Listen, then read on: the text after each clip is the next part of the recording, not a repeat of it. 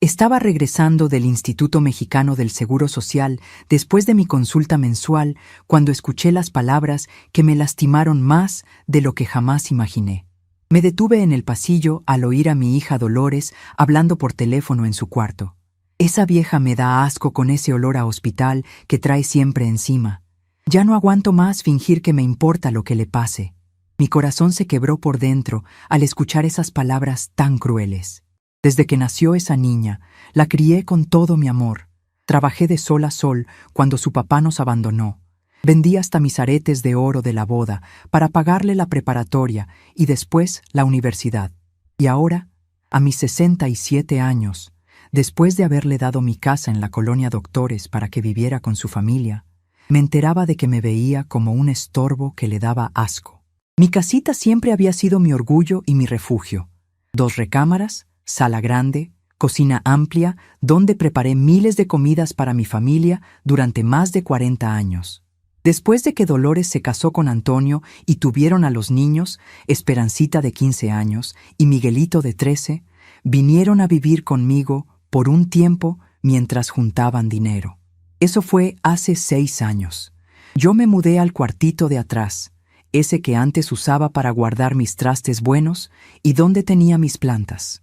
Dolores se apoderó de mi recámara principal, justificando que necesitaba más espacio para el matrimonio y que los niños merecían cuartos propios. Acepté todo sin chistar, pensando que estaba ayudando a mis seres queridos. Ese olor a hospital que Dolores mencionaba venía de los medicamentos que necesito tomar para controlar la diabetes y la presión alta. Nada del otro mundo, nomás los cuidados normales de la edad. Pero para ella, eso era motivo de repugnancia y vergüenza. Antonio siempre había sido cortés conmigo, saludándome por buena educación, pero nunca imaginé que mi propia hija sintiera tanto desprecio por mí. Mientras permanecía ahí parada en el pasillo, escuché que Dolores continuaba su conversación. Estoy pensando muy en serio llevarla a una casa de ancianos de esas del gobierno. Esta casa ya es nuestra, no de ella. Esa noche, acostada en mi camita angosta, miré alrededor del cuartito apretado que se había convertido en todo mi mundo. Las paredes estaban llenas de fotografías de mis nietos, que adoraba con todo mi corazón, pero que apenas me dirigían la palabra. Dolores les había enseñado a verme como un mueble más de la casa. Ahí estaba, pero sin importancia. Cerré los ojos y recé bajito. Virgencita de Guadalupe, dame fuerzas para entender qué debo hacer. Pero lo que no sabían ellos era que todo estaba a punto de cambiar para siempre. Al día siguiente, durante el desayuno, Dolores se quejó de que yo ensuciaba demasiados trastes y que eso le daba más trabajo para lavar. Antonio puso cara de fastidio cuando le pedí que no dejara sus zapatos en la entrada, porque me tropezaba con ellos en las noches cuando me levantaba al baño. Mi nieta Esperancita a veces me regalaba una sonrisita dulce, pero rápidamente volteaba para otro lado cuando su mamá andaba cerca. Miguelito me ignoraba por completo, siempre pegado al teléfono que le habían regalado en su cumpleaños, teléfono que yo pagué con mi pensión del IMSS. Los recuerdos del pasado empezaron a visitarme como fantasmas que me dolían hasta el alma. Me acordé de cuando Dolores tenía 8 años y se enfermó de pulmonía. Pasé 4 noches sin dormir en el Hospital General, durmiendo en una silla incómoda, cuidándola día y noche. En ese entonces, yo era su heroína, su protección contra todos los miedos del mundo. Trabajaba de lavandera en el día y limpiando oficinas en la noche para poder pagarle sus medicinas y sus estudios. ¿Cuántas veces corrió a mis brazos llorando porque algún niño la había molestado en la escuela? ¿Cuántas veces le susurré al oído que todo iba a estar bien, que su mamá siempre estaría ahí para cuidarla? Ahora, 35 años después, yo era la que causaba molestias. Mi presencia en la mesa era tolerada en silencio. Mis intentos de platicar sobre mi día eran interrumpidos por Dolores, que siempre tenía algo urgente que revisar en su celular. Antonio masticaba callado, como si yo fuera invisible. Hasta mi ofrecimiento de ayudar en la cocina era rechazado con un «No te preocupes, mamá», dicho con tono de impaciencia, como si mi ayuda fuera un estorbo más. Durante esos días terribles, comencé a notar cómo mi familia había reorganizado sus vidas alrededor de mi ausencia emocional. Dolores había convertido la sala en su oficina personal, con sus papeles del trabajo esparcidos por toda la mesa donde antes comíamos juntos los domingos. Antonio había llenado el garaje con sus herramientas y sus proyectos, ocupando el espacio donde yo antes tendía mi ropa. Mis nietos tenían sus propios mundos digitales y raramente levantaban la vista de sus pantallas para reconocer mi existencia. Una tarde de viernes, mientras lavaba los trastes que había usado demasiados, escuché a Dolores comentándole a Antonio sobre un departamento que habían visto para rentar. Sería perfecto para mi mamá, le dijo. Una recámara, una cocinita pequeña, todo lo que necesita una persona sola.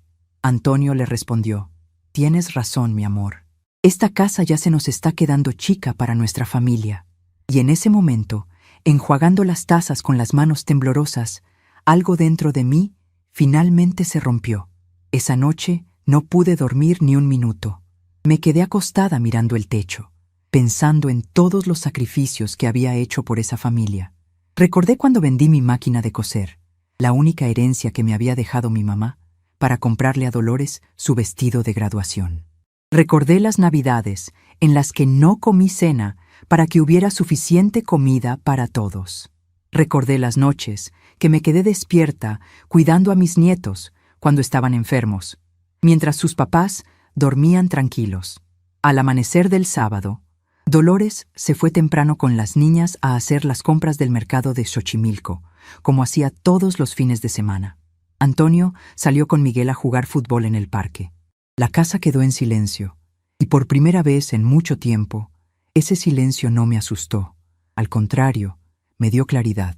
Me levanté, me bañé con cuidado, me puse mi vestido azul favorito, ese que me había regalado Dolores hace 3 años, cuando todavía fingía quererme, y me senté en la mesa de la cocina con una taza de café de olla. Fue entonces cuando tomé la decisión más importante de mi vida. Ya no iba a suplicar por amor, respeto o reconocimiento.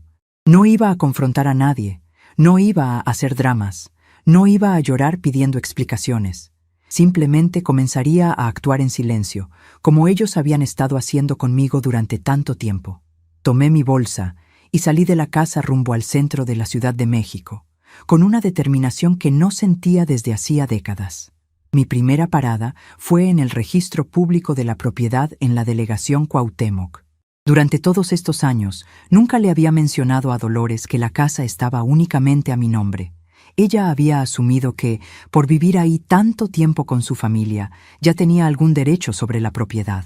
Descubrí que yo podía vender la casa sin consultar a nadie, siempre y cuando diera la notificación legal correspondiente. El licenciado que me atendió me explicó todo el proceso mientras yo anotaba cada detalle en mi cuadernito que siempre cargaba en la bolsa. Mi corazón latía acelerado, pero mi mente estaba más clara que nunca. Después fui a visitar a un abogado que me recomendaron en el registro. El licenciado Javier Hernández era un hombre serio, de unos 50 años, que me atendió con toda la paciencia del mundo. Le expliqué mi situación sin omitir detalles, incluyendo el comentario cruel que había escuchado de Dolores.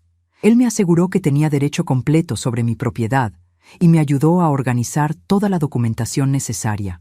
Señora Esperanza, usted tiene derecho a vivir con dignidad, me dijo, y sus palabras me calentaron el corazón como no había pasado en mucho tiempo. Durante las siguientes 4 semanas, comencé a ejecutar mi plan discretamente. Saqué de mi cuenta de ahorros en Bancomer el dinero suficiente para el enganche de un departamentito en la colonia Roma Norte, un lugar sencillo, pero mío. Cancelé silenciosamente todas las cuentas automáticas que salían de mi cuenta bancaria para pagar el gas, la luz, el teléfono y otros servicios que la familia usaba. Finalicé toda la papelería de la venta de la casa con el licenciado Javier y programé la fecha para mudarme. Cuando regresaba a casa todos los días, fingía que todo estaba normal, preparando la comida y saludando a todos con una sonrisa que ni siquiera notaban. Observaba cómo Dolores llegaba cansada de su trabajo en la fábrica de textiles, cómo Antonio se quejaba de su empleo en la construcción, cómo mis nietos se perdían cada vez más en sus mundos virtuales. Y durante todo ese tiempo, yo seguía siendo invisible para ellos, como un fantasma que habitaba en su casa. Una noche, mientras cenábamos quesadillas que yo había preparado, Esperancita me preguntó si estaba bien, porque notó que había estado muy callada. Por un momento, mi corazón se ablandó al ver la preocupación genuina en sus ojos de adolescente. Pero entonces Dolores interrumpió. La abuela está bien, solo está cansada. Todos estamos cansados. Y con esas palabras, mi nieta volvió a su teléfono, y yo volví a ser invisible. El plan estaba casi listo. El licenciado Hernández había encontrado un comprador para la casa, una familia joven que pagaría al contado. Los papeles de mi nuevo departamento estaban firmados. Mis pocas pertenencias importantes estaban discretamente empacadas en cajas que guardaba debajo de mi cama. Y en una mañana de martes, cuando todos salieran a sus actividades cotidianas, todo lo que quedaría sería una carta. La noche anterior a mi partida, me senté en mi camita mirando las fotografías de mi familia. Había una de Dolores en su primera comunión, sonriendo con su vestido blanco que cosía a mano. Había otra de cuando mis nietos eran pequeñitos y todavía corrían a abrazarme cuando llegaba del mercado. Había una de Antonio y Dolores en su boda, donde yo aparecía al fondo, orgullosa de haber pagado la mitad de la fiesta. Virgen bendita, susurré esa última noche. Gracias por darme la fortaleza para hacer lo correcto. No sentía rencor en mi corazón, solo una tristeza profunda y una determinación inquebrantable. Mi familia había querido que desapareciera de sus vidas. Y eso era exactamente lo que iba a hacer, pero no de la manera que ellos esperaban. Al día siguiente, martes 5 de noviembre, cuando Dolores se fue a la fábrica, Antonio a la obra y mis nietos a la secundaria, puse en marcha la fase final de mi plan. La carta que dejé en la mesa de la cocina, junto al molcajete donde siempre molía los chiles para la salsa, decía simplemente: familia querida, como han expresado que mi presencia y mi olor a hospital les causa molestias, he decidido facilitarles la vida a todos. La casa ha sido vendida. Los nuevos dueños toman posesión la próxima semana. Tienen 7 días para encontrar un nuevo hogar. Gracias por enseñarme que el amor no siempre es correspondido. Con cariño, Esperanza Morales. Al lado de la carta, dejé las llaves de la casa y una copia del contrato de venta ya firmado. No había nada que pudieran hacer legalmente. La casa era mía y yo tenía todo el derecho de venderla. Tomé mi maleta pequeña, mi bolsa con mis documentos importantes, y salí por última vez de la casa que había sido mi hogar durante más de 40 años. Mientras caminaba por la calle empedrada de la colonia Doctores hacia el taxi que me esperaba, no volteé ni una sola vez. El chofer, un señor mayor que me recordó a mi difunto esposo, me preguntó si estaba bien. «Estoy perfecto, Don», le respondí. «Estoy empezando una nueva vida». Y por primera vez en años, esas palabras se sintieron completamente verdaderas. Mi nuevo departamento en la Roma Norte era pequeño pero luminoso, con una ventana que daba a un parquecito donde los niños jugaban por las tardes. Mientras desempacaba mis pocas pertenencias, sonó mi teléfono. Era Dolores, gritando histéricamente: «¡Mamá! ¿Qué hiciste? ¿Dónde estás? ¡No puedes hacer esto!».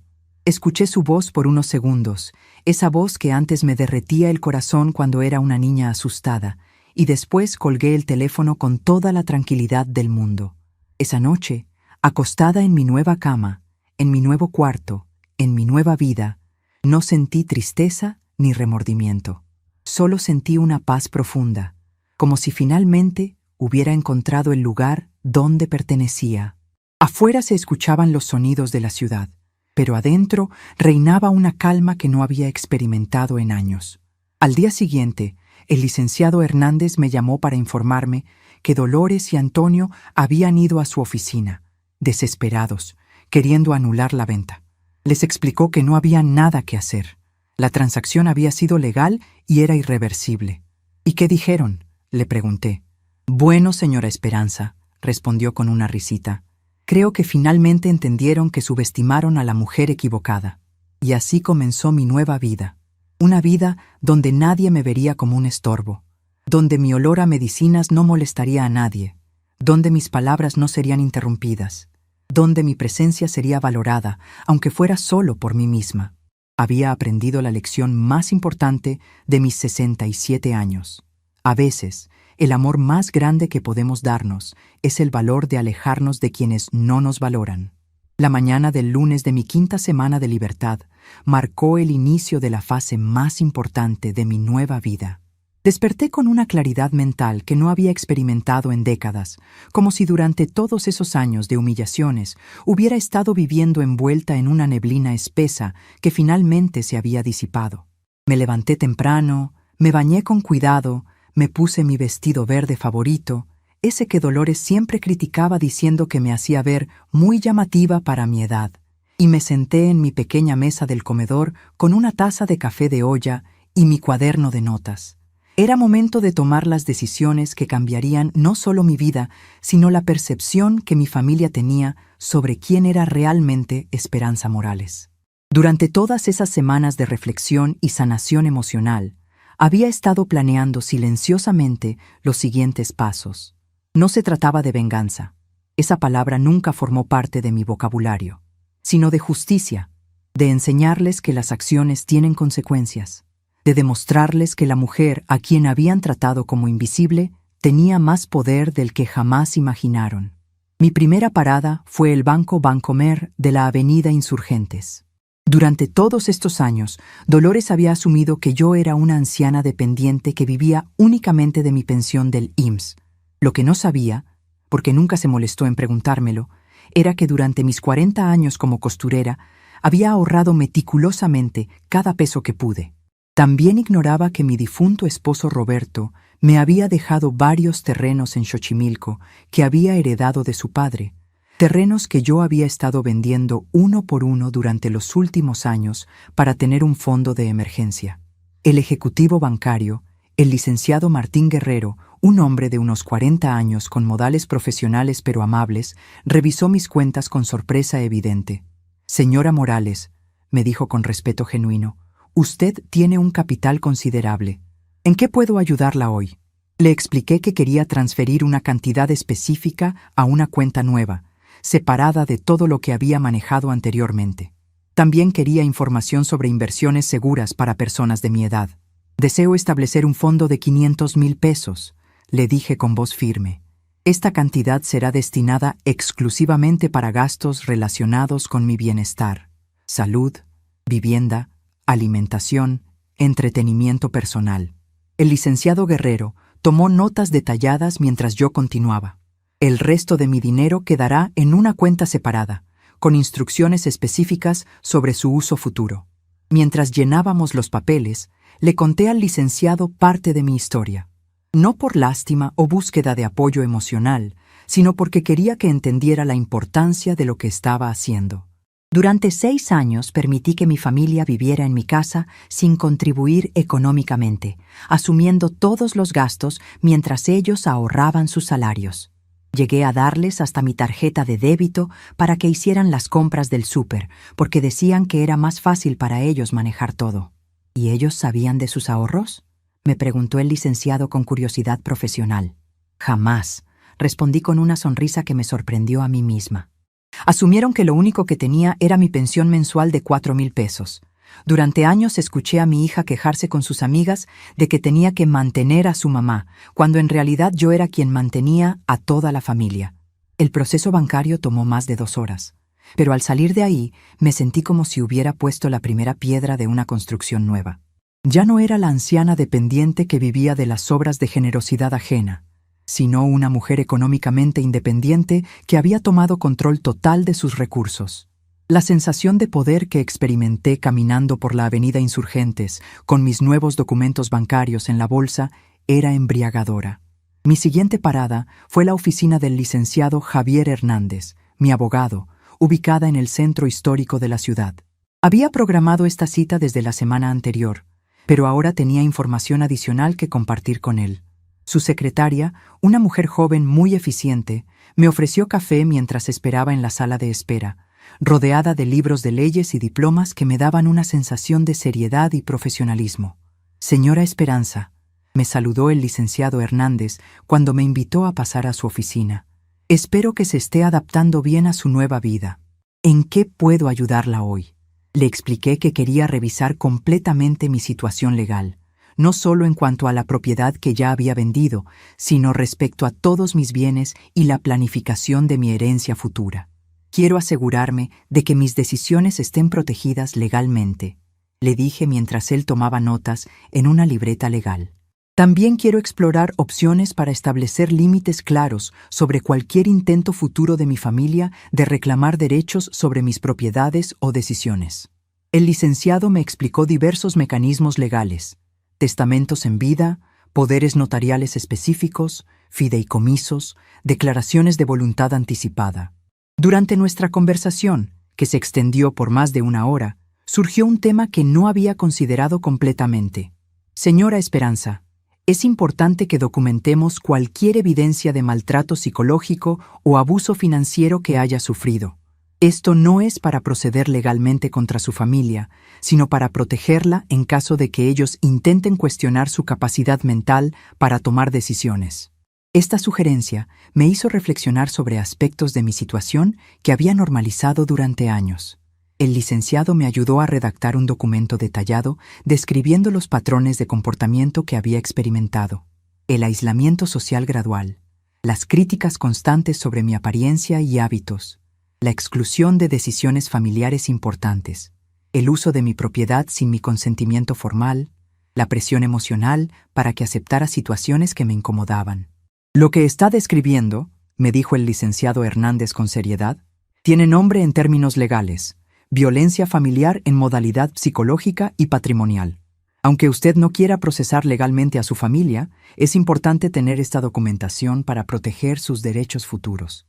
Firmé varios documentos ese día, pero el más significativo fue una declaración formal de mi capacidad mental plena y mi decisión consciente de establecer límites con familiares que habían abusado de mi confianza.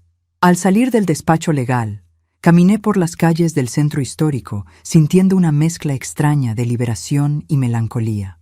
Pasé por la Catedral Metropolitana, donde había ido tantas veces a pedir por el bienestar de mi familia, sin darme cuenta de que también debía pedir por mi propio bienestar. Entré a encender una veladora, pero esta vez mi oración fue diferente. Virgencita de Guadalupe, gracias por darme la sabiduría para reconocer mi propio valor. Ayúdame a mantener la fortaleza para defender mi dignidad. La tarde la dediqué a una actividad que llevaba semanas posponiendo: organizar completamente mi nuevo departamento según mis propios gustos y necesidades. Durante décadas había vivido adaptándome a los espacios que otros consideraban apropiados para mí. Ahora tenía la oportunidad de crear un hogar que reflejara verdaderamente mi personalidad, mis preferencias, mis necesidades específicas como mujer de 67 años que había recuperado su autonomía. Reorganicé los muebles para crear un rincón de lectura junto a la ventana, donde podía aprovechar la luz natural durante las mañanas. Coloqué mis plantas en lugares estratégicos para que recibieran la cantidad adecuada de sol. Organicé mi cocina de manera que todos los utensilios que usaba frecuentemente estuvieran al alcance de mi mano, sin tener que pedirle ayuda a nadie para alcanzar repisas altas o mover objetos pesados. En mi nueva recámara colgué las fotografías que realmente quería ver cada día: una de mis padres en su boda, otra de mi época como costurera exitosa, una de Esperancita y Miguel cuando eran pequeños y todavía me buscaban para que les contara cuentos. Guardé en una caja todas las fotos de eventos familiares recientes, donde yo aparecía relegada al fondo, con expresión incómoda, claramente sintiéndome fuera de lugar. Mientras organizaba mis pertenencias, encontré un sobre que había guardado durante años sin abrirlo. Contenía cartas que habían llegado a mi nombre a través de diferentes oficinas gubernamentales, cartas que Dolores siempre interceptaba diciendo que ella se encargaría de revisar cualquier cosa importante. Decidí abrirlas todas esa tarde, descubriendo información que me sorprendió profundamente. Una de las cartas era del Instituto Nacional de las Personas Adultas Mayores, informándome sobre programas de apoyo económico adicional para personas de mi edad que cumplieran ciertos criterios. Otra era de la delegación, notificándome sobre actualizaciones en mis derechos como propietaria de varios terrenos. La más impactante era de una empresa constructora, ofreciendo comprar uno de mis terrenos en Xochimilco por una cantidad que triplicaba lo que yo había estimado como su valor. ¿Cómo es posible que Dolores nunca me haya mostrado estas cartas?, me pregunté en voz alta, aunque ya conocía la respuesta. Mantenerme ignorante de mis propios derechos y oportunidades era parte del patrón de control que había ejercido sobre mí durante años. Mientras ella y Antonio se quejaban de dificultades económicas, había estado impidiendo activamente que yo accediera a recursos que me correspondían por derecho. Esa noche tomé una decisión que cambiaría todo definitivamente. Llamé al número de la empresa constructora que había enviado la carta sobre el terreno en Xochimilco. El ingeniero que me atendió, Eduardo Ramírez, me explicó que habían estado tratando de contactarme durante 8 meses para discutir la compra. «Señora Morales», me dijo, «su terreno está ubicado en una zona que será desarrollada para un proyecto de vivienda sustentable. Es una oportunidad excelente para usted». Programamos una cita para el día siguiente para que él pudiera mostrarme exactamente de qué terreno se trataba y cuáles eran los términos de la oferta. Solo como información general, me preguntó, ¿alguien más en su familia tiene conocimiento de esta propiedad? No, respondí con una claridad que me sorprendió, y prefiero mantenerlo así hasta que tome mi decisión final. La conversación con el ingeniero Ramírez despertó algo en mí que había permanecido dormido durante demasiado tiempo. Mi instinto empresarial. Recordé que cuando era joven y manejaba mi negocio de costura, tenía una habilidad natural para las negociaciones, para evaluar oportunidades, para tomar decisiones financieras inteligentes. Esas habilidades no habían desaparecido. Simplemente habían sido eclipsadas por años de permitir que otros tomaran decisiones por mí. El miércoles por la mañana me levanté con la energía de una mujer en una misión. Me vestí con mi traje más elegante, uno que había cosido para mí misma años atrás, pero que raramente usaba porque Dolores decía que me hacía ver pretenciosa, y me dirigí a Xochimilco para la cita con el ingeniero Ramírez. El viaje en metro me dio tiempo para reflexionar sobre la ironía de la situación. Mientras mi familia me había tratado como una carga económica, yo poseía bienes que podrían asegurar mi independencia financiera durante el resto de mi vida. La reunión en Xochimilco fue reveladora en múltiples niveles. El terreno que había heredado de Roberto no era simplemente un pedazo de tierra abandonado, como yo había creído durante años.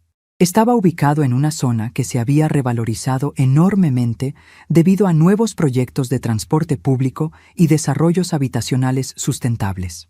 El ingeniero Ramírez me mostró planos detallados del proyecto propuesto y me explicó cómo mi terreno encajaba en sus planes. La oferta inicial que enviamos por carta es de 2 millones de pesos, me explicó mientras revisábamos los documentos legales. Sin embargo, después de evaluar más detalladamente la ubicación estratégica de su propiedad, estamos preparados para ofrecer 2.800.000 pesos siempre que podamos cerrar el trato dentro de las próximas 3 semanas. La cantidad mencionada me mareó literalmente.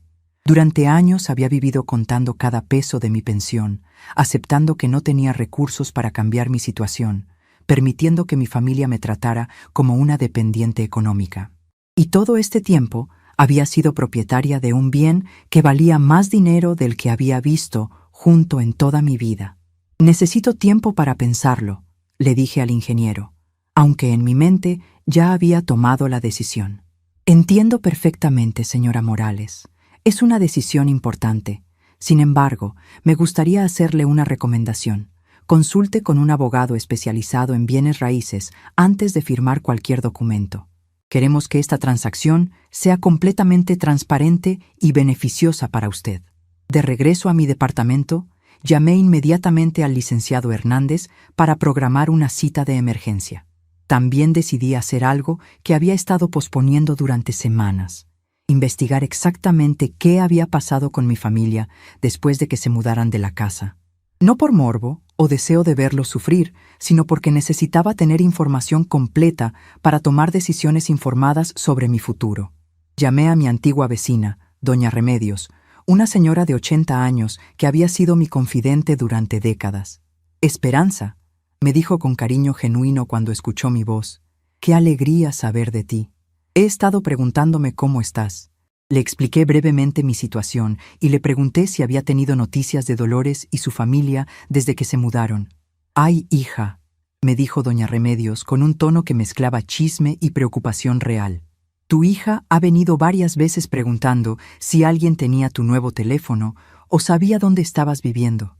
Se ve muy demacrada, muy estresada. Antonio perdió su trabajo en la construcción hace 2 semanas y al parecer están teniendo muchas dificultades para pagar el alquiler del nuevo departamento. La información me causó sentimientos encontrados. Por un lado, no deseaba que mis nietos pasaran dificultades económicas. Por otro lado, era claro que las dificultades que estaban experimentando eran el resultado directo de haber asumido durante años que podían vivir cómodamente a costa de mi generosidad sin límites. Habían construido un estilo de vida que dependía de mi subsidio silencioso, sin reconocer nunca esa dependencia. ¿Y los niños cómo están?, pregunté con genuina preocupación. Esperancita ha venido un par de veces a preguntarme por ti, respondió doña Remedios. Se ve triste, pero no parece estar pasando hambre ni nada grave. Miguel está igual que siempre, metido en sus videojuegos. La situación no parece estar afectándolos tanto como a sus papás. Esa noche, mientras preparaba una cena sencilla en mi cocina, pollo en mole que había aprendido a hacer en porciones individuales, reflexioné sobre la complejidad de mi situación. Tenía el poder económico para resolver los problemas de mi familia inmediatamente. Una fracción de lo que recibiría por la venta del terreno podría asegurar que Dolores y Antonio encontraran una vivienda adecuada, que no pasaran apuros económicos durante varios meses. Pero rescatarlos nuevamente sería repetir exactamente el mismo patrón que había permitido que me maltrataran durante años. Yo resolviendo sus problemas mientras ellos me daban por sentada, asumiendo que siempre estaría disponible para sacarlos de dificultades sin recibir respeto o reconocimiento a cambio. Sería enseñarles que podían tratarme mal sin consecuencias reales, porque al final siempre cedería ante la culpa y el chantaje emocional. Mientras lavaba mi plato y mi taza después de cenar, tomé la decisión final que definiría el resto de mi vida. No iba a rescatar a mi familia de las consecuencias de sus propias acciones. No porque fuera cruel o vengativa, sino porque rescatarlos nuevamente sería una crueldad mayor. Les impediría aprender que las relaciones familiares requieren respeto mutuo, que el amor verdadero se demuestra con acciones consistentes, no solo con palabras cuando se necesita algo. Esa noche escribí en mi cuaderno la entrada más importante desde que había comenzado mi nueva vida. Hoy aprendí que la compasión verdadera a veces requiere permitir que las personas enfrenten las consecuencias de sus decisiones. Rescatar constantemente a quienes nos maltratan no es amor. Es permitir que continúen dañándose a sí mismos y a otros. Mañana comenzaré la última fase de mi transformación. Convertir mi independencia emocional en independencia económica total. Al despertar el jueves, supe que el momento de las decisiones definitivas había llegado. Ya no era la anciana invisible que había tolerado maltratos por mantener la ilusión de una familia unida. Era Esperanza Morales, una mujer de 67 años, con recursos, conocimientos, apoyo legal y, lo más importante, la determinación inquebrantable de vivir el resto de su vida con la dignidad que siempre había merecido. La transformación silenciosa había terminado. Era hora de que mi familia y el mundo entero conocieran a la verdadera Esperanza. El viernes por la mañana, exactamente 6 semanas después de haber dejado aquella carta en la mesa de mi antigua cocina, recibí la llamada que había estado esperando. Era el licenciado Hernández, con noticias que cambiarían todo para siempre. Señora Esperanza, me dijo con voz que mezclaba profesionalismo y satisfacción personal. Tengo excelentes noticias sobre la venta de su terreno. Hemos revisado todos los documentos legales y la oferta está completamente en orden. Además, conseguimos negociar un precio final de 3 millones de pesos exactos. 3 millones de pesos. La cifra resonó en mi mente como campanas de catedral.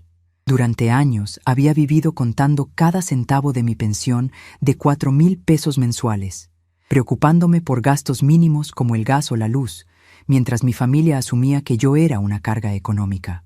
Y ahora, a mis 67 años, me había convertido oficialmente en lo que cualquiera consideraría una mujer adinerada. No rica en términos de las telenovelas, pero sí con suficientes recursos para vivir con dignidad y comodidad durante el resto de mi vida. Hay algo más, señora Esperanza, continuó el licenciado. Su hija Dolores estuvo ayer en mi oficina. Mi corazón se aceleró instantáneamente. ¿Qué quería?, pregunté, aunque imaginaba la respuesta. Vino acompañada de su esposo, preguntando si teníamos información sobre sus propiedades y sus recursos económicos. Aparentemente, habían escuchado rumores en el barrio sobre la venta de su casa, y ahora sospechan que usted tiene más bienes de los que habían imaginado. La ironía de la situación me causó una mezcla extraña de tristeza y satisfacción. Durante 6 años, Dolores había vivido en mi casa sin mostrar el menor interés por conocer realmente mi situación financiera, mis propiedades, mis planes para el futuro. Ahora que enfrentaba dificultades económicas, súbitamente se había vuelto curiosa sobre mi patrimonio. ¿Qué les dijo?, pregunté al licenciado. Exactamente lo que usted me instruyó, que toda información sobre sus asuntos era estrictamente confidencial y que solo podía ser compartida con su autorización explícita. ¿Cómo reaccionaron?, continué preguntando, fascinada a pesar de mí misma. Su hija se puso muy alterada. Dijo que tenía derecho a conocer la situación económica de su madre porque era su responsabilidad cuidarla. Su esposo trató de ser más diplomático, pero era evidente que ambos estaban desesperados por obtener información. El licenciado hizo una pausa.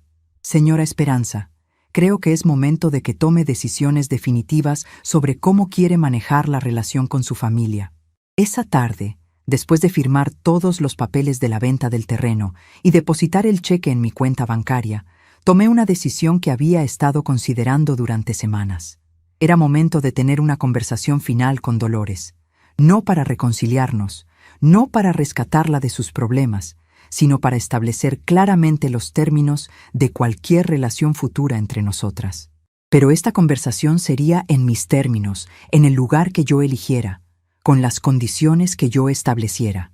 Llamé a doña Remedios, mi antigua vecina, y le pedí un favor específico. ¿Podrías decirle a Dolores que si quiere hablar conmigo, puede encontrarme mañana sábado a las 2 de la tarde en el Café La Blanca, el que está en la avenida San Juan de Letrán? Dile que vaya sola, sin Antonio, sin los niños, solo ella y yo. Doña Remedios, que había seguido toda mi historia con el interés genuino de una amiga verdadera, aceptó inmediatamente.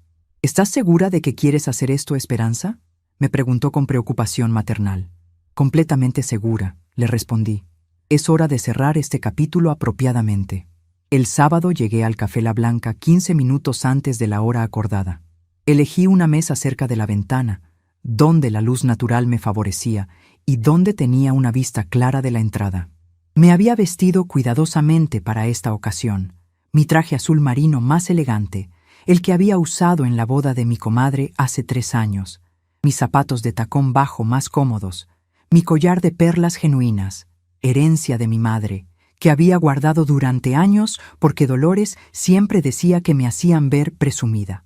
Dolores llegó exactamente a tiempo, pero la mujer que entró al café era muy diferente a la ejecutiva segura de sí misma que vivía en mi casa 6 semanas atrás. Se veía delgada, demacrada, con ojeras profundas y ropa que necesitaba plancha. Su cabello, que siempre mantenía perfectamente arreglado, estaba opaco y necesitaba un retoque de tinte en las raíces. Cuando me vio sentada en la mesa, su expresión cambió inmediatamente. Sorpresa, alivio, pero también algo que reconocí como cálculo.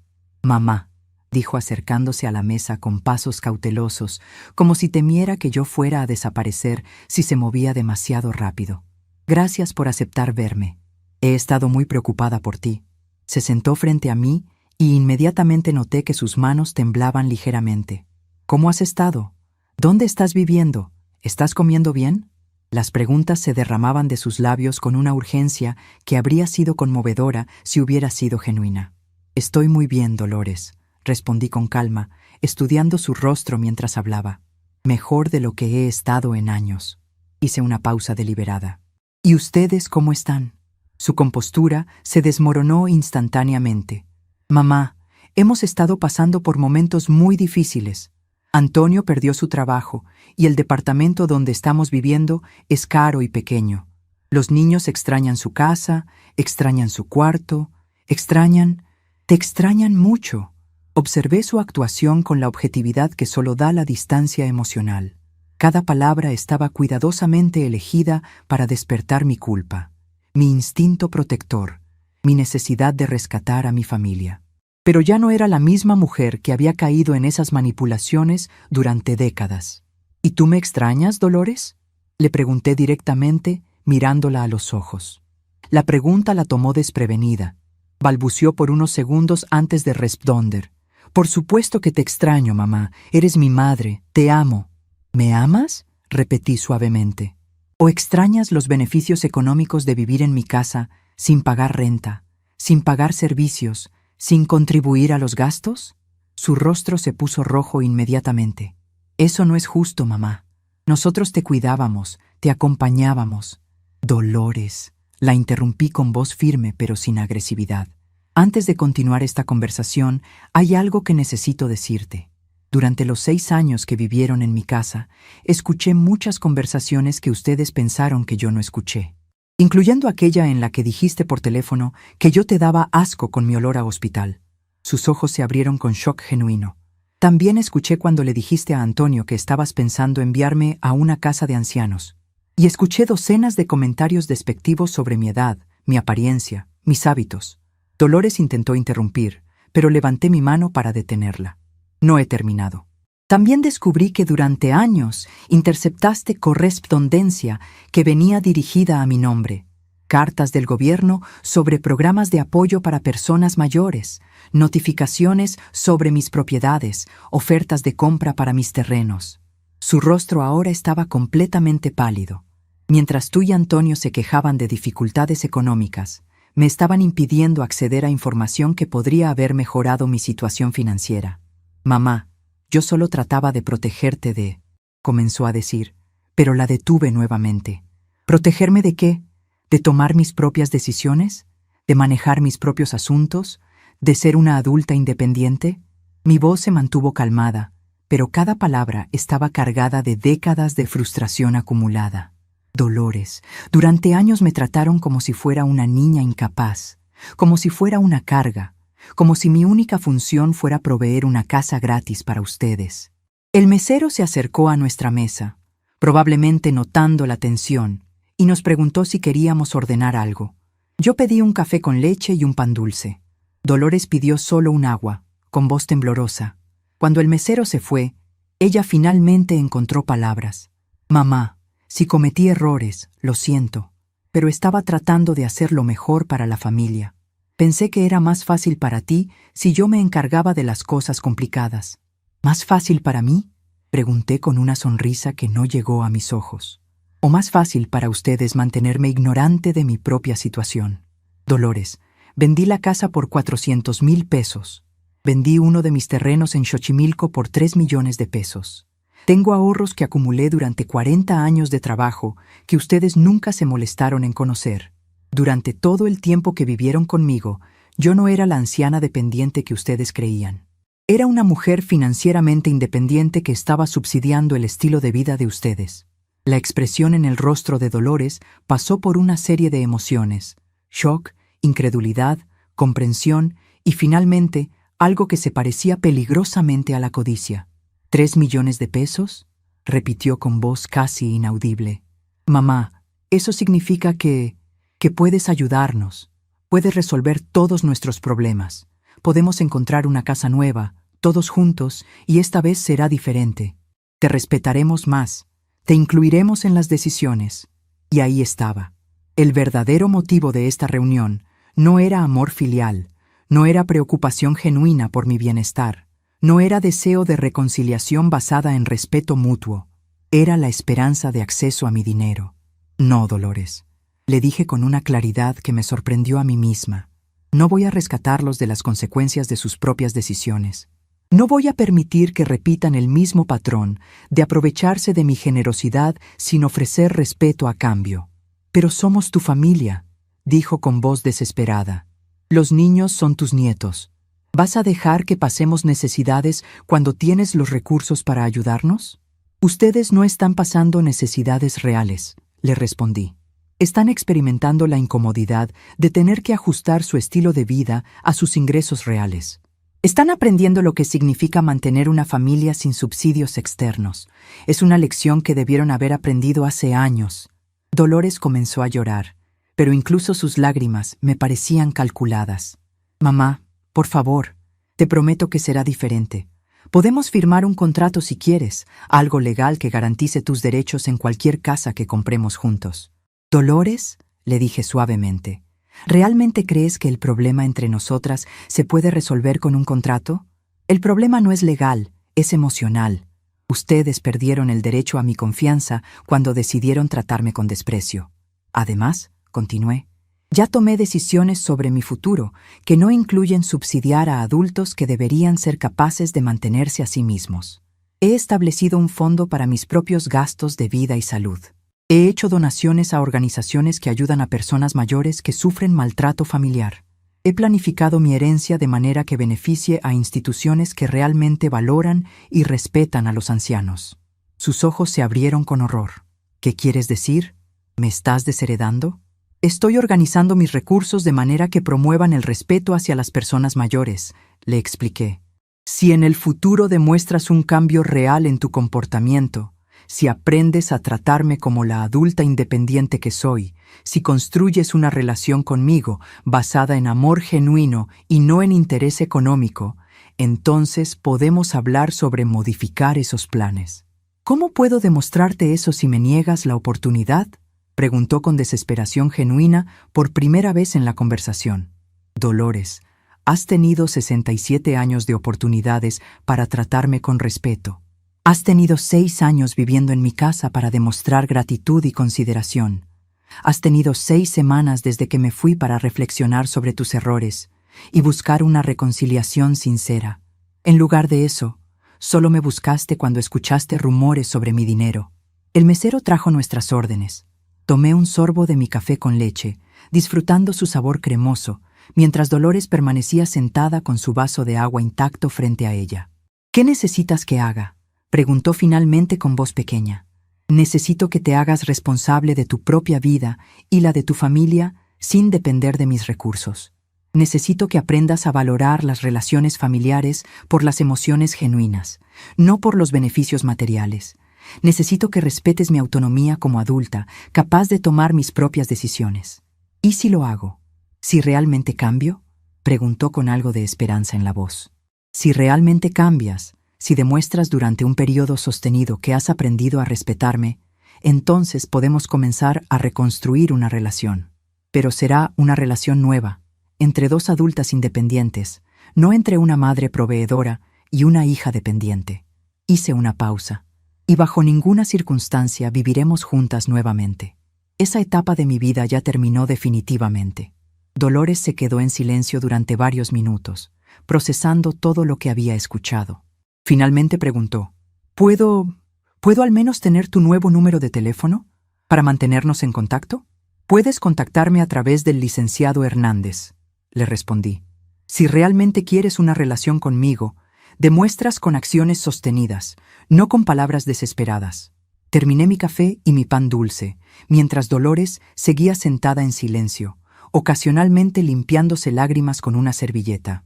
Cuando me levanté para irme, ella me preguntó una última vez, ¿no hay nada que pueda decir para que cambies de opinión? ¿Nada que pueda hacer hoy mismo? Lo que puedes hacer, le dije mientras me ponía mi suéter, es aprender a mantener a tu familia con dignidad, sin depender de la generosidad de otros. Puedes enseñarles a tus hijos que las relaciones familiares se basan en amor y respeto mutuo, no en conveniencia económica. Y Dolores, agregué antes de irme, puedes comenzar a tratarme como a la mujer inteligente e independiente que siempre fui, no como a la anciana invisible que permitiste que creyeras que era. Salí del café sin voltear atrás, sintiendo una mezcla de tristeza y liberación que me acompañó durante todo el camino de regreso a mi departamento. Esa noche, sentada en mi pequeña sala con una taza de té de manzanilla, reflexioné sobre la conversación. No había sido fácil, pero había sido necesaria. Había puesto límites claros, había explicado mis decisiones, había ofrecido una posibilidad de reconciliación futura basada en respeto mutuo. Lo que Dolores hiciera con esa información ahora dependía completamente de ella. Durante las siguientes 2 semanas no recibí ninguna comunicación de mi familia. El silencio me confirmó que mi evaluación había sido correcta. Su interés en mí había estado motivado principalmente por necesidad económica, no por amor genuino. Cuando esa posibilidad se eliminó, su urgencia de contactarme desapareció también. Pero mi vida no se detuvo esperando por ellos. Con mi nueva seguridad financiera, me inscribí en clases de pintura en acuarela en la Casa de la Cultura de la Roma Norte. Comencé a viajar los fines de semana a pueblos cercanos a la Ciudad de México: Tepoztlán, Valle de Bravo, Taxco. Adopté una gatita de un refugio de animales y la llamé Esperanza, como yo, porque ambas habíamos encontrado un nuevo hogar después de años de incertidumbre. Un mes después de nuestro encuentro en el café, doña Remedios me llamó para contarme que Dolores y Antonio habían encontrado trabajos nuevos y se habían mudado a un departamento más barato pero adecuado en la colonia Álamos. Los niños se habían adaptado a su nueva escuela y parecían estar bien. «Tu hija pregunta por ti de vez en cuando», me dijo doña Remedios, «pero ya no con la desesperación de antes. Creo que finalmente entendió tu mensaje». 3 meses después, durante una de mis caminatas matutinas por el parque, vi a Esperancita esperando el camión escolar cerca de mi edificio. Era evidente que había estado esperándome. Cuando me vio, corrió hacia mí con lágrimas en los ojos. «Abuela, te he extrañado tanto», me dijo abrazándome con fuerza. «¿Puedo venir a visitarte algún día? Cuando cumplas 18 años y puedas tomar tus propias decisiones», le dije suavemente. «Serás bienvenida en mi casa cuando quieras. Pero hasta entonces necesitas respetar las decisiones de tus padres y yo necesito respetar mi propia necesidad de mantener límites claros». Le di un beso en la frente y le prometí que siempre la amaría, sin importar cuánto tiempo pasara sin vernos. 6 meses después de haber dejado mi antigua casa, finalmente me sentía completamente en paz con mis decisiones. Había descubierto que la soledad elegida era infinitamente preferible a la compañía que requería que sacrificara mi dignidad. Había aprendido que el amor verdadero no tiene miedo de los límites, sino que los respeta. Había entendido que rescatar constantemente a quienes nos maltratan no es bondad, es complicidad en nuestro propio maltrato. Una tarde, mientras regaba mis plantas en el balcón de mi departamento, reflexioné sobre el camino que había recorrido. De ser una mujer invisible que vivía en las obras de la vida de otros, me había convertido en el centro de mi propia historia. Había aprendido que merecía respeto, que tenía derecho a la dignidad, que mi valor como persona no dependía de mi utilidad para otros. Y lo más importante, había aprendido que nunca es demasiado tarde para elegir la propia felicidad sobre la comodidad ajena. A los 67 años, finalmente había encontrado el valor de decir no a quienes me maltrataban y sí a una vida vivida en mis propios términos. 1 año después de haber dejado mi antigua vida, desperté en mi departamento de la Roma Norte con la misma sensación de paz que me había acompañado durante estos meses de libertad, pero ahora con una profundidad que solo puede venir del tiempo y la reflexión. Era un martes de octubre, el mes que siempre había sido mi favorito, porque las jacarandas de la ciudad florecían creando alfombras moradas en las calles. Desde mi ventana podía ver las ramas del fresno que ahora conocía en todas sus estaciones. Había visto sus hojas verdes del verano transformarse en amarillos otoñales. Lo había contemplado desnudo en invierno y había celebrado sus primeros brotes de primavera. Mi gatita Esperanza, que ya no era tan pequeña, se estiró perezosamente en el rincón soleado de mi sala, donde había colocado su cojín favorito. La había adoptado cuando tenía apenas 2 meses. Una bolita gris y blanca que el veterinario dijo que probablemente había sido abandonada muy joven. Como yo, había pensado en ese momento, y desde entonces habíamos construido una rutina tranquila y amorosa que nunca incluía gritos, reproches o demandas irracionales. Preparé mi café de olla matutino, siguiendo el ritual que había perfeccionado durante estos meses.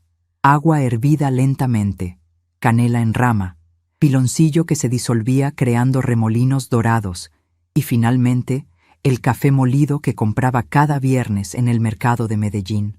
Era un lujo pequeño, pero significativo, poder tomar mi café en silencio, saboreando cada sorbo sin interrupciones, sin prisa, sin tener que escuchar quejas sobre el desorden que hacía en la cocina.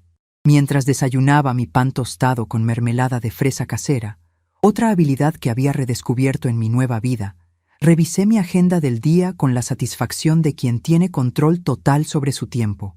Los martes tenía mi clase de acuarela por la mañana, almorzaba en el pequeño restaurante vegetariano que había descubierto cerca del parque, y por la tarde visitaba la biblioteca José Vasconcelos, donde me había unido a un círculo de lectura de mujeres mayores que se reunían para discutir novelas de autoras latinoamericanas. La rutina me daba estructura sin rigidez, propósito sin presión, socialización sin drama. Era exactamente lo opuesto a los años que había vivido en función de las necesidades y demandas de otros, siempre disponible, siempre sacrificando mis preferencias por mantener la paz familiar. Ahora, si no tenía ganas de salir un día, simplemente no salía. Si quería cenar solo fruta y yogur, nadie me preguntaba por qué no había cocinado algo decente. Si decidía comprarme un vestido nuevo o un libro caro, no tenía que justificar el gasto con nadie. En mi clase de acuarela de esa mañana, la maestra Sofía, una artista profesional de unos 50 años que había decidido dedicarse a la enseñanza después de años de exposiciones exitosas, nos propuso un ejercicio diferente. Hoy quiero que pinten un autorretrato emocional, nos dijo mientras distribuía papel especial y preparaba las pinturas. No se trata de copiar su rostro del espejo, sino de capturar en colores y formas cómo se sienten en este momento de sus vidas. La propuesta me intrigó profundamente. Durante décadas me había visto a mí misma a través de los ojos de otros. La madre abnegada, la abuela disponible, la anciana invisible que ocupaba espacio sin aportar valor significativo. Pero ahora, con mi pincel cargado de azul ultramar y púrpura cadmio, comencé a explorar en el papel quién era realmente Esperanza Morales cuando nadie más la estaba definiendo. Pinté círculos concéntricos de azules profundos que se transformaban gradualmente en violetas serenos, con toques de dorado que irradiaban desde el centro como rayos de sol atravesando agua clara. No era un rostro reconocible, pero era indudablemente yo. La tranquilidad que había encontrado en mi soledad, la riqueza emocional que había descubierto en mi independencia, la luz dorada de una dignidad recuperada, después de años de estar enterrada bajo expectativas ajenas. Esperanza, me dijo la maestra Sofía cuando se acercó a observar mi trabajo. Hay una serenidad en su pintura que habla de alguien que ha encontrado la paz consigo misma. ¿Es así como se siente? Así es exactamente como me siento, le respondí con una sonrisa que nació desde lo más profundo de mi ser. Es la primera vez en décadas que puedo decir eso con completa honestidad. Después de la clase, caminé por las calles de la Roma Norte observando la vida de la ciudad con ojos que ya no llevaban prisa ni ansiedad. Me detuve en una librería pequeña donde el dueño, don Fernando, un hombre mayor que se había convertido en una especie de amigo durante estos meses, me recomendó una novela sobre una mujer que emigraba sola a un país extranjero para comenzar una nueva vida a los 60 años. Me recordó a usted, me dijo con una sonrisa amable, no por la emigración, sino por el valor de empezar de nuevo cuando la mayoría cree que ya es demasiado tarde. Compré el libro y también un cuaderno nuevo de pasta dura, con hojas en blanco. Desde que había comenzado mi nueva vida, había desarrollado el hábito de escribir reflexiones diarias, no exactamente un diario, sino más bien cartas dirigidas a diferentes versiones de mí misma, a la mujer joven que había sido, a la mujer mayor que sería en el futuro, a la mujer que había estado perdida durante años en roles que otros le habían asignado. En el restaurante vegetariano donde almorcé, pedí mi plato favorito, una ensalada de quinoa con verduras asadas y aderezo de pasta de sésamo, acompañada de agua de Jamaica sin azúcar. Era exactamente el tipo de comida que Dolores siempre había criticado llamándola comida de pájaros, y que Antonio había rechazado por no tener suficiente carne. Ahora podía comer exactamente lo que mi cuerpo necesitaba y disfrutaba, sin tener que justificar mis elecciones nutricionales o cocinar platos diferentes para satisfacer los gustos de otros. Mientras comía, observé a las otras personas en el restaurante, parejas jóvenes compartiendo selfies de sus platos, hombres de negocios revisando documentos mientras almorzaban solos, familias con niños pequeños negociando pacientemente sobre vegetales. Me sorprendió darme cuenta de que ya no sentía envidia de las familias, ni siquiera de las que parecían genuinamente amorosas y funcionales. Había encontrado algo que valoraba más que la ilusión de pertenencia familiar, la realidad de la paz interior. En la biblioteca por la tarde, nuestro círculo de lectura se reunió para discutir Como agua para chocolate, de Laura Esquivel, una novela que habíamos elegido porque varias de las participantes querían explorar temas de tradición familiar y liberación femenina en el contexto mexicano. El grupo estaba compuesto por 6 mujeres entre los 50 y 75 años, todas con historias complejas de relaciones familiares, divorcios tardíos, hijos adultos problemáticos, búsquedas de identidad después de décadas de vivir para otros. Carmen, la mujer que había conocido en el parque durante mis primeras semanas de libertad, inició la discusión. Lo que más me impactó de la novela fue cómo Tita tenía que elegir entre obedecer las tradiciones familiares o seguir su propio corazón. Me recordó a todas nosotras en diferentes momentos de nuestras vidas. Las otras mujeres asintieron con reconocimiento y gradualmente comenzaron a compartir sus propias experiencias de liberación tardía. Yo viví 30 años sintiendo que tenía que ser la hija perfecta, la esposa perfecta, la madre perfecta. Dijo Luz María, que había dejado a su familia cuando descubrió que la usaban como niñera sin paga mientras trabajaban. Nunca me pregunté qué quería yo realmente, hasta que un día me desperté y me di cuenta de que ya tenía 62 años y no sabía quién era sin todos esos roles. Es extraño, agregó Rocío, que había divorciado de su marido después de 40 años de matrimonio, porque él esperaba que ella cuidara a su madre enferma sin consultarle. ¿Cómo la gente asume que las mujeres mayores no tenemos derecho a cambiar de opinión sobre nuestras vidas? Como si después de cierta edad tuviéramos que aceptar pasivamente cualquier situación, por incómoda que fuera. Yo escuché estas historias con una mezcla de tristeza y validación. Tristeza porque todas habíamos perdido años preciosos de nuestras vidas, complaciendo a otros a costa de nuestro propio bienestar. Validación porque mi experiencia no era única ni extraña, sino parte de un patrón cultural más amplio que enseña a las mujeres a valorar la paz familiar sobre su propia dignidad individual. ¿Ustedes creen que alguna vez nos reconciliaremos completamente con nuestras familias?, preguntó Elena, la más joven del grupo, que había tenido que poner límites estrictos con una hija que la había estado chantajeando emocionalmente durante años. Era una pregunta que todas habíamos enfrentado en diferentes momentos de nuestros procesos de liberación. Creo que la reconciliación es posible, respondí después de reflexionar por unos momentos, pero solo si es basada en respeto mutuo genuino, no en nuestra disposición a regresar a los roles que nos lastimaban. La pregunta no debería ser si ellos nos van a perdonar por defendernos, sino si nosotras podemos perdonarlos por habernos tratado mal durante tanto tiempo. El grupo se quedó en silencio por unos minutos, procesando la complejidad emocional de esa observación. Finalmente, Carmen habló. Lo que Esperanza dice es cierto. Durante estos años de libertad, he aprendido que el perdón verdadero no significa olvidar lo que pasó o permitir que se repita. Significa liberarnos del resentimiento sin sacrificar nuestra sabiduría. Cuando terminó la sesión de lectura, caminé de regreso a mi departamento por calles que ya conocía íntimamente. Pasé por el puesto de flores, donde compraba gladiolas frescas cada viernes, por la panadería donde el dueño ya sabía que prefería las conchas de chocolate, por la farmacia donde la señorita Patty siempre me preguntaba cómo estaba mi gatita cuando iba por mis medicamentos. Estos pequeños vínculos sociales habían reemplazado gradualmente la sensación de aislamiento que había experimentado durante mis primeras semanas de independencia.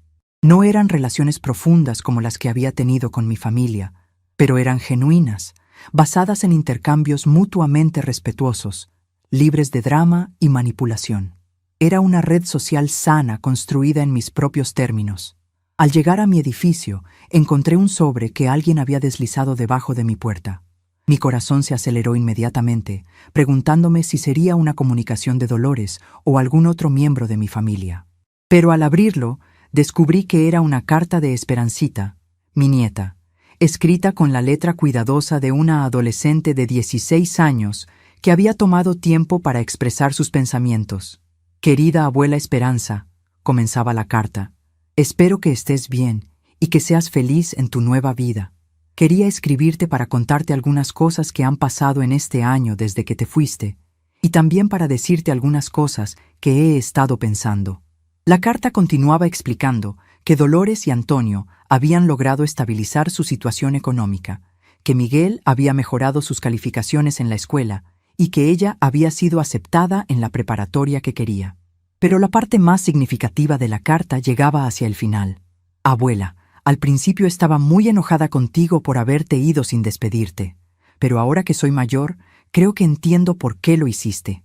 Mi mamá me contó sobre su conversación contigo en el café, y aunque ella piensa que fuiste muy dura, yo creo que tenías razón.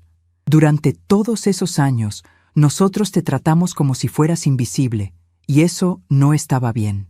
Quiero que sepas», continuaba Esperancita, «que he estado ahorrando dinero de mi trabajo de medio tiempo para poder visitarte cuando cumpla 18 años, como me dijiste que podía hacer. No quiero tu dinero ni que resuelvas nuestros problemas. Solo quiero conocer a la abuela real, no a la que vivía tratando de hacer felices a todos los demás. Mi mamá dice que te has vuelto egoísta, pero yo creo que simplemente aprendiste a valorarte a ti misma». Las lágrimas corrieron por mis mejillas mientras terminaba de leer la carta. Esperancita había firmado con «Tu nieta que te ama y te respeta, Esperancita Morales», y había incluido una pequeña foto suya en uniforme escolar, sonriendo con confianza hacia la cámara. En esa sonrisa reconocí algo de la mujer fuerte que había sido yo antes de permitir que otros definieran mi valor. Esa noche, sentada en mi sillón favorito con Esperanza la gatita ronroneando en mi regazo, escribí en mi cuaderno nuevo la entrada más importante desde que había comenzado mi nueva vida. Hoy aprendí que los cambios que hacemos por nuestro propio bienestar pueden inspirar a otros a valorar su propia dignidad. Mi decisión de defenderme no solo me liberó a mí, sino que le enseñó a mi nieta que las mujeres merecemos respeto, sin importar nuestra edad. Durante los siguientes meses, mantuve una correspondencia regular con Esperancita a través de cartas enviadas a la dirección de Doña Remedios, quien se había ofrecido voluntariamente como intermediaria. A través de estas cartas, pude observar el crecimiento emocional de mi nieta sin la mediación tóxica de sus padres. Me contaba sobre sus planes universitarios, sus reflexiones sobre las relaciones familiares, sus propios límites que había comenzado a establecer con sus padres cuando trataban de presionarla para que actuara como mensajera entre nosotras. «Abuela», me escribió en una carta particularmente madura, «le dije a mi mamá que yo no voy a ser el puente entre ustedes dos. Si quiere tener una relación contigo, tiene que hacer el trabajo emocional ella misma. Y si no quiere hacer ese trabajo, tiene que aceptar las consecuencias de sus decisiones». Estas palabras me llenaron de orgullo, no porque Esperancita estuviera tomando mi lado, sino porque estaba desarrollando su propia sabiduría sobre límites saludables y respeto mutuo. En el segundo aniversario de mi libertad, decidí hacer algo especial para conmemorar mi transformación. Organicé una pequeña celebración en mi departamento, invitando a las mujeres de mi círculo de lectura, a la maestra Sofía de mis clases de pintura, a Doña Remedios y a otras amigas que había hecho durante estos 2 años de vida independiente. No era una fiesta en el sentido tradicional, sino más bien una reunión de mujeres que habían encontrado el valor de priorizar su propio bienestar. Preparé comida que me gustaba, chiles en nogada vegetarianos, ensalada de jícama con chile y limón, agua de hibisco y un pastel de 3 leches que había aprendido a hacer en porciones pequeñas. Las decoraciones eran sencillas, pero significativas. Flores frescas que había cultivado en mi balcón, velas aromáticas y algunas de mis acuarelas enmarcadas en las paredes.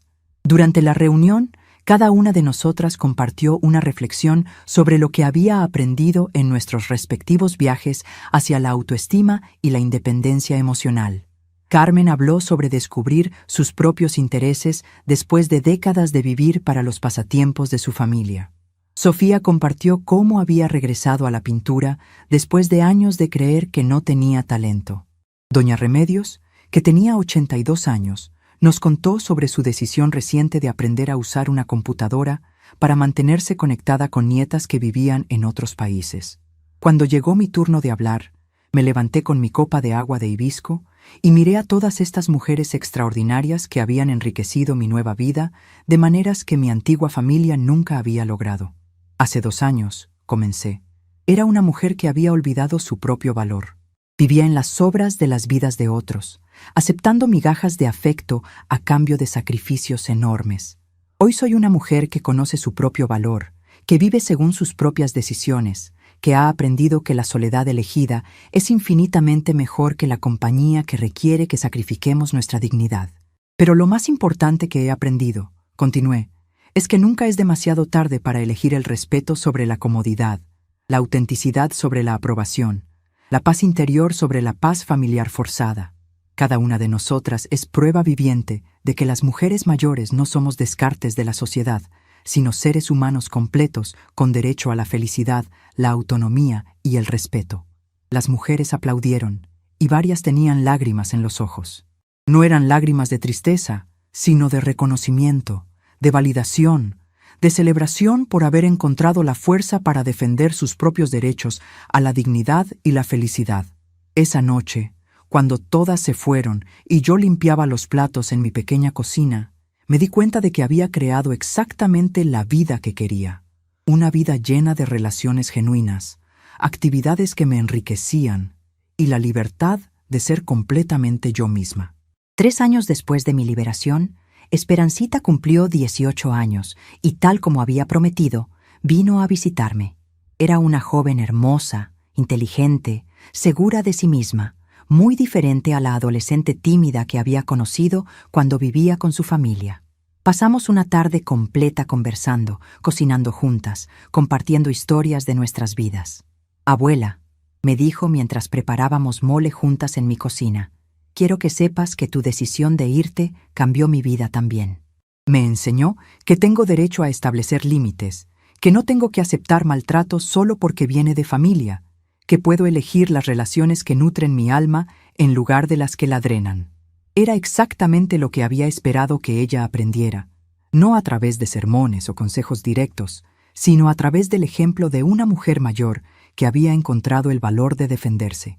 Esperancita me contó que había decidido estudiar trabajo social, inspirada en parte por mi historia y en parte por su propio interés en ayudar a personas que enfrentan situaciones familiares difíciles.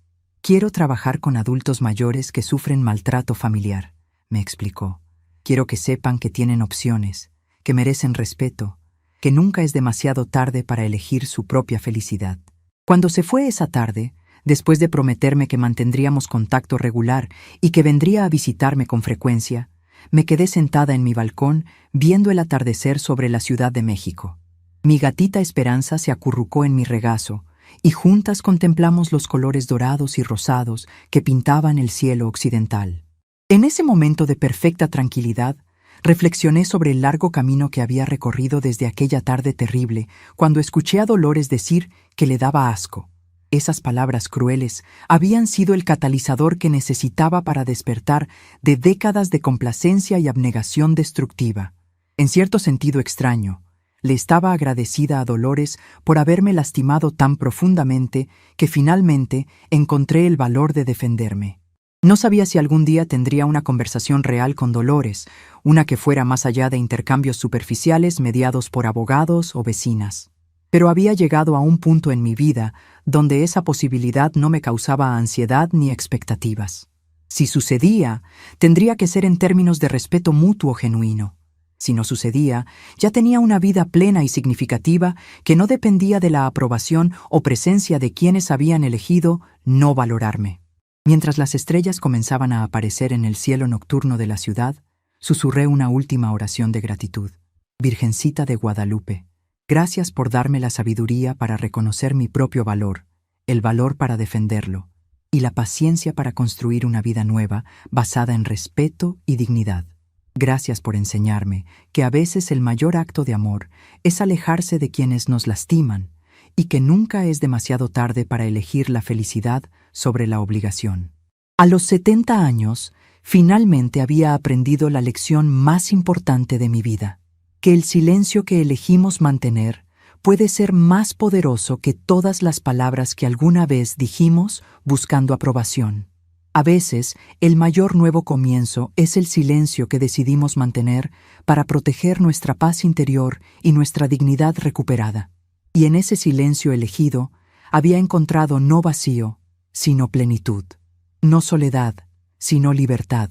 No pérdida, sino ganancia inmensurable. Había encontrado finalmente mi propio hogar en mi propia alma.